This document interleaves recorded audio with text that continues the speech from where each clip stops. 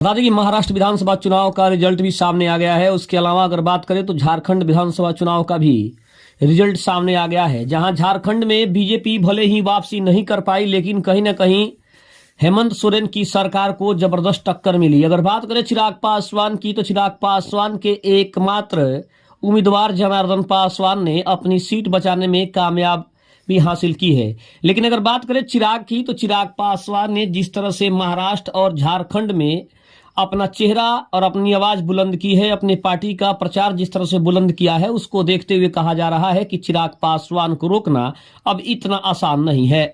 नमस्कार, आप देख रहे हैं आप तक न्यूज। आइए खबर को विस्तार से जानते हैं। उसके पहले चैनल पर नए हैं तो चैनल को सब्सक्राइब करना बिल्कुल ना भूलें। बता दें केंद्रीय मंत्री चिराग पासवान ने महाराष्ट्र और झारखंड में जिस बुलंदी के साथ और जिस अपनी कामयाबी के साथ प्रचार प्रसार किया था, पार्टी को आगे ले जाने का काम किया था, उसको देखते हुए कहा भी जा रहा है कि चिराग पासवान की मेहनत धीरे धीरे रंग भी लाई। महाराष्ट्र में जिस तरह से बीजेपी ने प्रचंड बहुमत के साथ जीत हासिल की, भले ही झारखंड चुनाव में बीजेपी सरकार बनाने में कामयाब नहीं हो पाई हो, लेकिन उसके बाद भी देखा जाए तो झारखंड में चिराग पासवान का प्रतिशत 100% रहा है। बता दें कि लोकसभा चुनाव से ही चिराग पासवान के चाहने वालों की संख्या बढ़ती जा रही है, जिसका नतीजा ये है कि चिराग पासवान ने अपने कामयाबी को एक बार फिर से भुनाने की पूरी कोशिश की है और चिराग पासवान ने ये जताने की भी कोशिश की है कि आने वाले 2025 के विधानसभा चुनाव में उनको रोकना नामुमकिन है। 2025 के विधानसभा चुनाव की तैयारियां भले ही अभी चिराग पासवान ने शुरू नहीं की हो,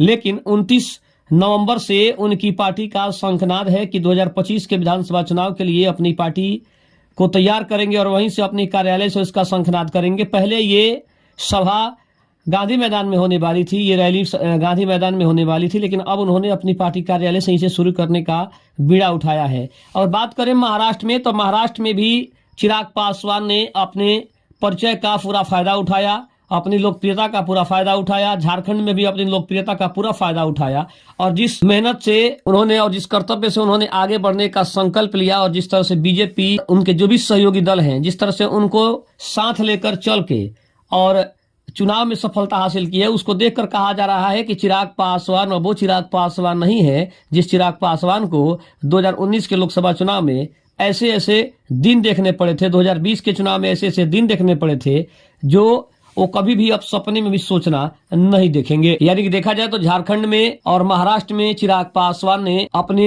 परचम लहरा दिया है और इसके अलावा एकमात्र प्रत्याशी को भी जिताने में उन्होंने महत्वपूर्ण भूमिका निभाई है और पार्टी ने पहली बार झारखंड चुनाव में कोई प्रत्याशी अपनी जीत हासिल कराकर अपना खाता खोला है। खबर कैसी लगी कमेंट में जरूर बताइएगा। तब तक के लिए धन्यवाद। जय हिंद, जय भारत।